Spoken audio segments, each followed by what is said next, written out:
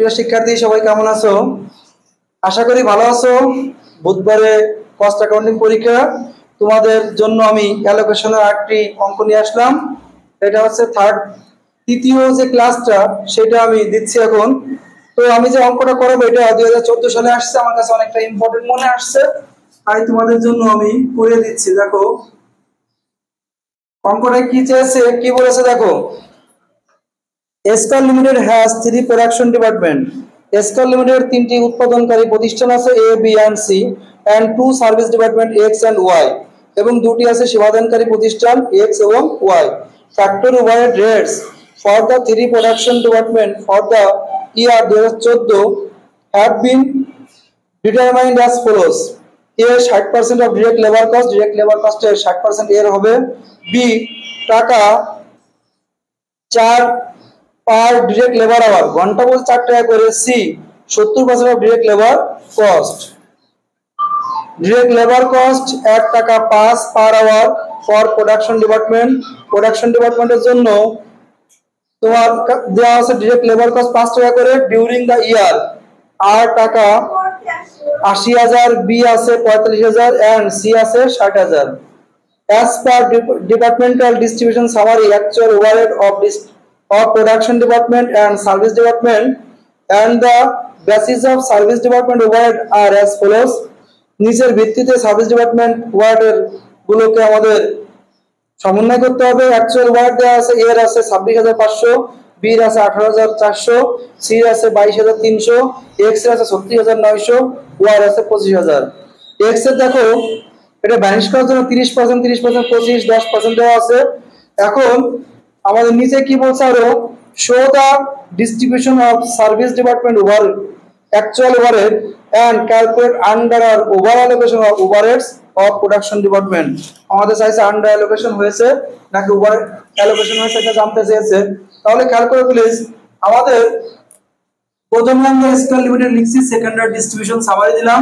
Production ডিপার্টমেন্টের 3টা ছিল A, B, C. Service department overhead আছে 2টা এক্স এন্ড ওয়াই।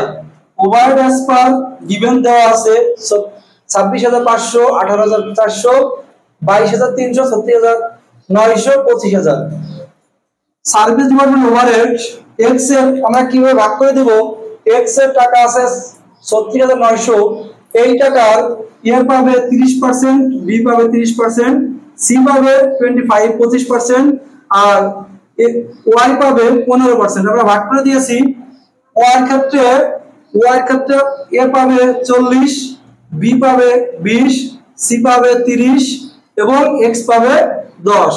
আবার এক্স এর ক্ষেত্রে যখন আমি করব, এক্স এর ক্ষেত্রে পাবে এ পাবে 30, বি পাবে 30, সি পাবে 25 আর আছে ওয়াই পাবে কত, 15%। এবং আমরা ভাগ করে ডিস্ট্রিবিউশনটা দিয়েছি। যত সময় না আমাদের সার্ভিস ডিপার্টমেন্ট নীল হয় তত সময়টা অবশ্যই ভাগ করতে হবে, এবং কোন মেথড উল্লেখ না থাকলে অবশ্যই রিপিট মেথড অনুসারে করতে হবে। এখন আসি, এটা ক্যালকুলেশন করার পর আমাদের অঙ্কের ওভার অ্যালোকেশন নাকি আন্ডার অ্যালোকেশন এটা বের করতে হবে। দেখো calculation of over or under allocation departments A, B and C.